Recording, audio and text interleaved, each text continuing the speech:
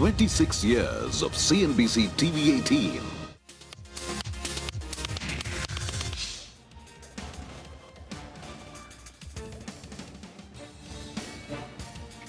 Hello and welcome to MF Corner. I'm Sonal Bhutra. With me, as always, is Vinnii Motiwala. Vinnii, good afternoon.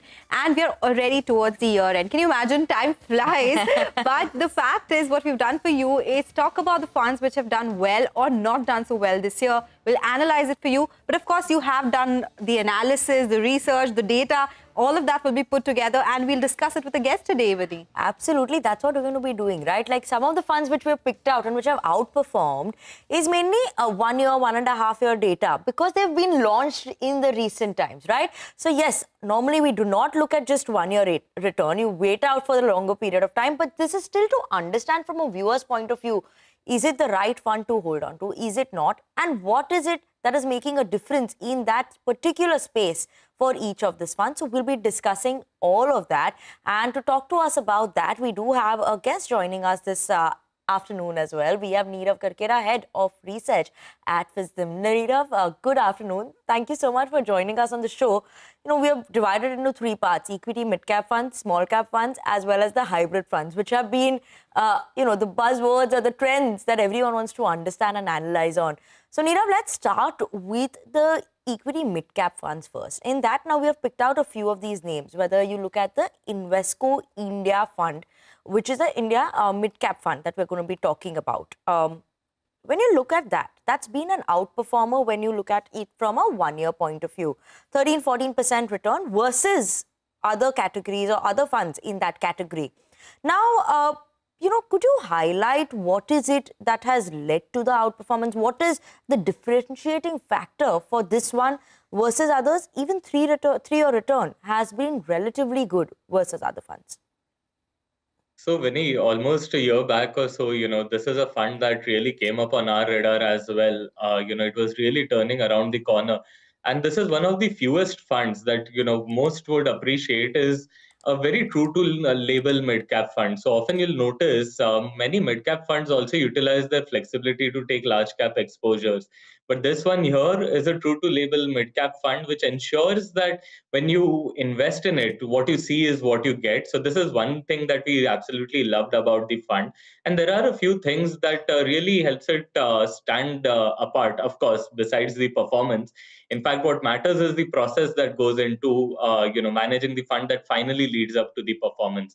So this is out and out a bottom-up picked portfolio. Okay, so it does not rely on themes. It does not rely on narratives. There are no sectoral calls at play here.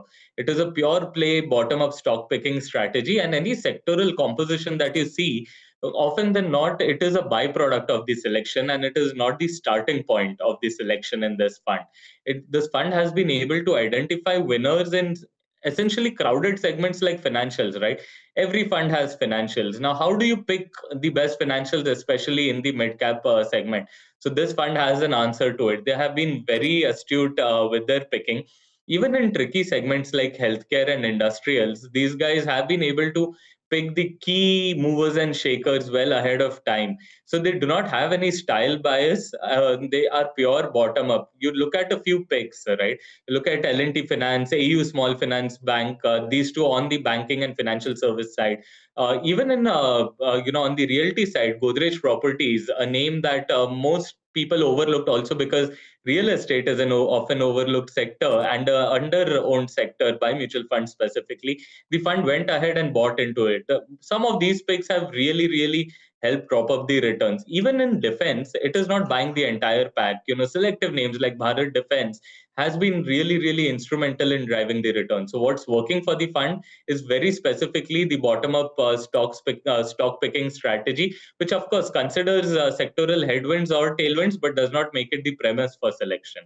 Yes, so the mid-cap index up 4% this year, and this index, this particular fund is up around 14%. So that is the kind of return this fund has given back to the investors. And as you pointed out, a pure play mid-cap fund and is using the bottom-up approach. Individual names and individual stocks is what they are highlighting and focusing on.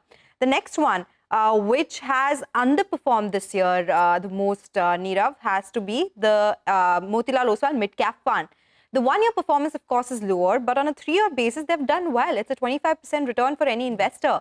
What do you think went wrong here this time? Was it an active churn that the fund manager took? And over a longer period of time, how do you view this particular fund?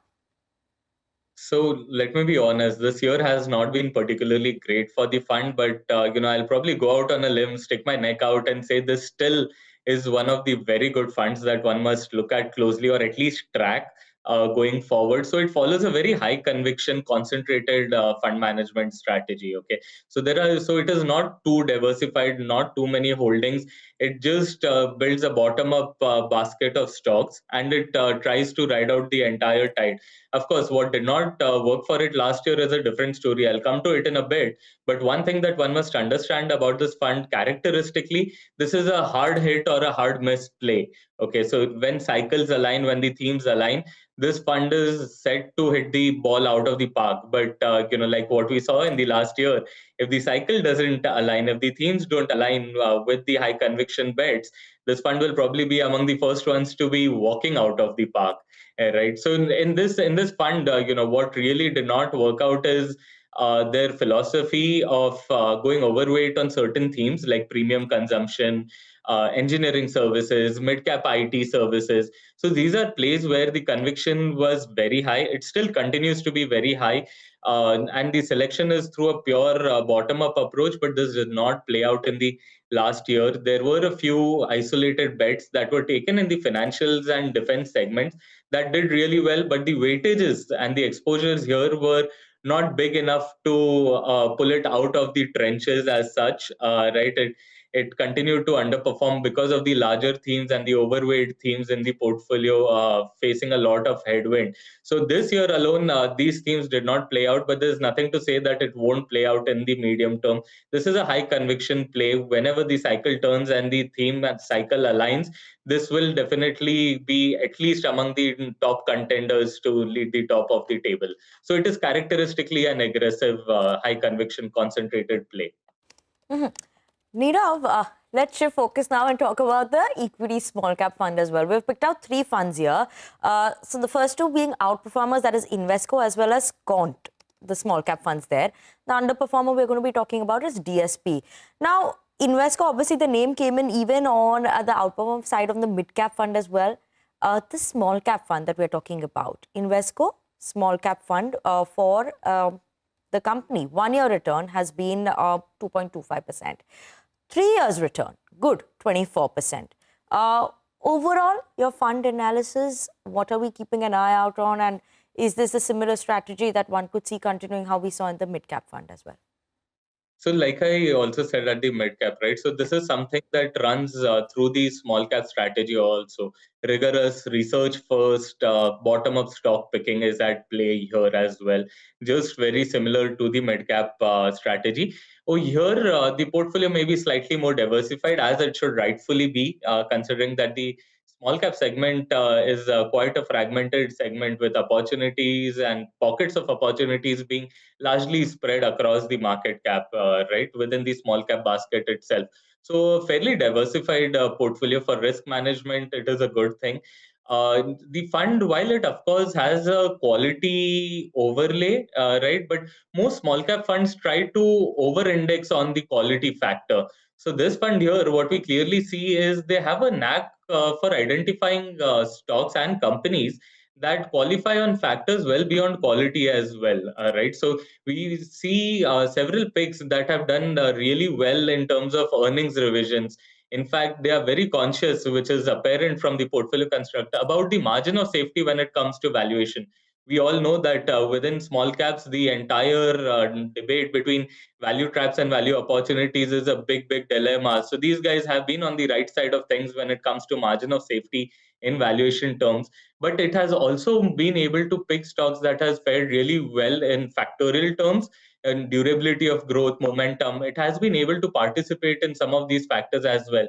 And so if you see, the portfolio has a very distinct construct and very, very low overlap versus most other small cap funds. So most other actively small cap funds, you'll see them cluster around a select set of stocks. Here you'll see some very good distinction and flavor that the fund management team has brought to the table. It has played some stellar bets in niche segments like capital markets, infrastructures, hospitals, very specifically. That has played out phenomenally well and has accrued in terms of performance also. So these are niche segments which they played fantastically well. Of course, even here it is not a segmental or a sectoral call. It is a bottom-up picking that is then reflected in terms of sectoral allocation. So it clearly has a multifactorial mix, and it clearly has a very good stock as well as style diversity. But it is not as if that's the starting point. The starting point still remains to be bottom-up stock picking, and that is what sets this fund apart. And there's good reason to believe that this could sustain into the future as well. Take that point. While we have spoken about an outperformer, let's look at the underperformer as well, Nirav. DSP Nifty Small Cap Quality 50 Index Fund, which is down 12% this year. What do you make of this one? What went wrong, if you can tell us quickly? See, one thing you got to understand, it's a passive index Yeah. proposition. It is a rule-based proposition, okay? It filters out hard metrics like ROE, earnings durability, consistency, etc. So it's a tight portfolio of 50 stocks screened only basis quality. Now, within these small cap segments, different factors play out at different points in time, and a single rule-based, single factor-based formula may not work across all cycles. And the lack of any human overlay takes away a lot of flexibility. So this is a pretty rigid formula driven structure. Its performance will be very lumpy. It will work only when quality starts performing in a broad based manner. Till then it will continue to underperform. There's very limited reason to believe that it will outperform in any other cycle. Okay. Thanks for the view there coming in on this fund as well. That was on the small cap fund and mid cap fund that we've covered. On that note, we're actually going to slip into a very short break. After the break, we'll talk about hybrid funds and what they have done and which ones that we're highlighting for you all as well. So stay tuned in for that.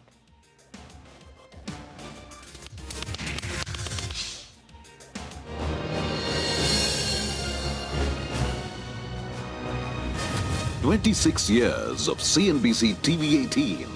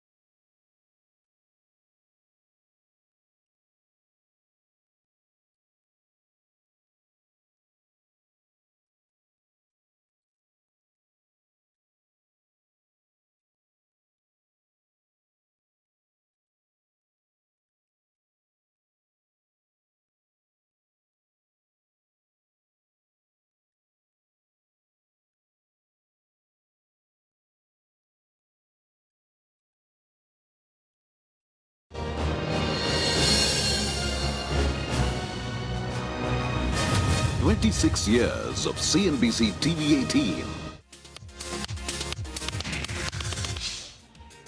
Welcome back. You're still tuned into MF Corner. We still have with us Nirav, our Karkera, Head of Research, Fisdom. And today we are analyzing and discussing the underperformers and outperformers in certain categories through the year.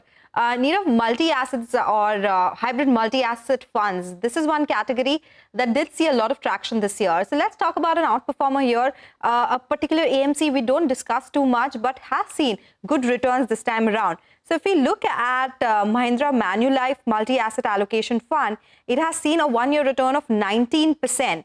Of course, it was launched just back in 2024 March, so we do not have a longer period performance there. But 19% in this year itself, do you think it's only because of the fact that this particular segment did really well, or there was something specific that the fund manager did here? So this is a very interesting and peculiar case because this fund has indeed performed very well. But this is a multi-asset fund, right? And the category has done phenomenally well, majorly on the back of exposure to precious metals. We all know that gold and silver have topped the charts across asset classes globally, right? And this is what has helped most multi-asset funds. But this fund particularly has relatively very low exposure to gold and silver as precious metals. Okay, so the fund has particularly accrued most of its returns through very deft management of their equity exposure, despite being a multi-asset fund and despite the fact that it missed out on quite a bit of the gold and silver rally by not fully exposing itself to those precious metals as much as the mandate allowed. They still managed to deliver very good performance. So that goes a long way to say about their equity fund management skills as well, right? So even in very tricky sectors like real estate and pharma, they've been able to pick stocks that have delivered very good returns. So it's not as if the entire pack did well, but their holdings were very well managed.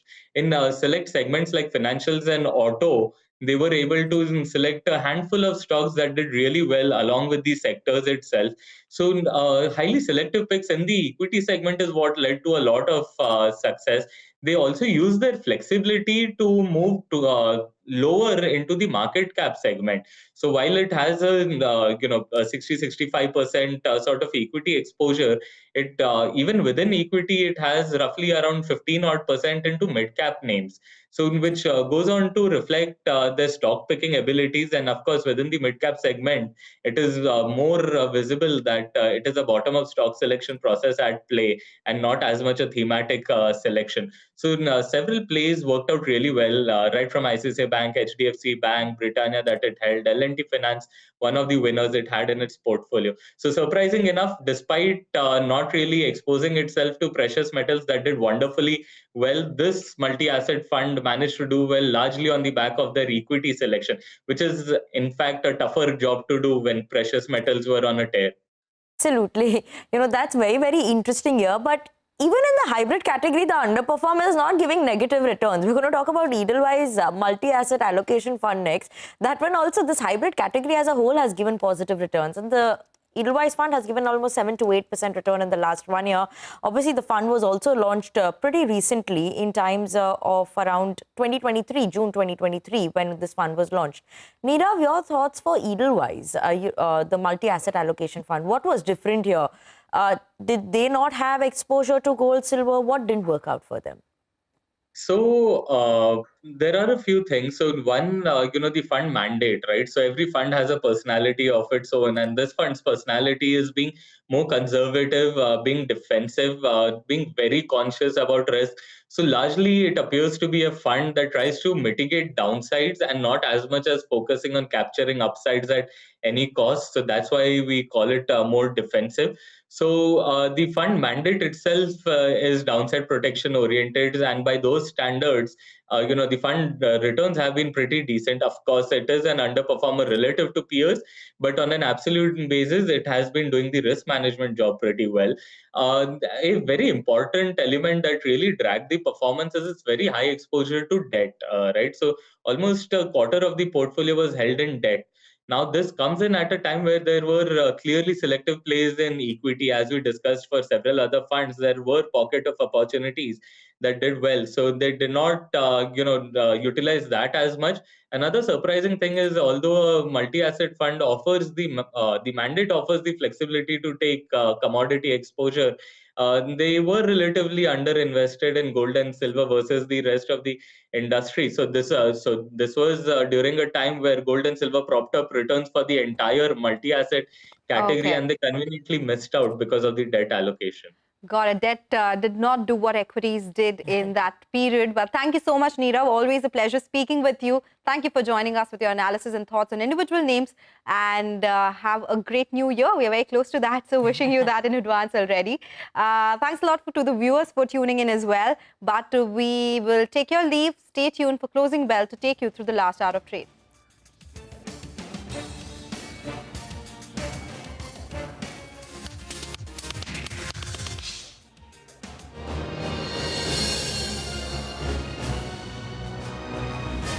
26 years of CNBC TV 18.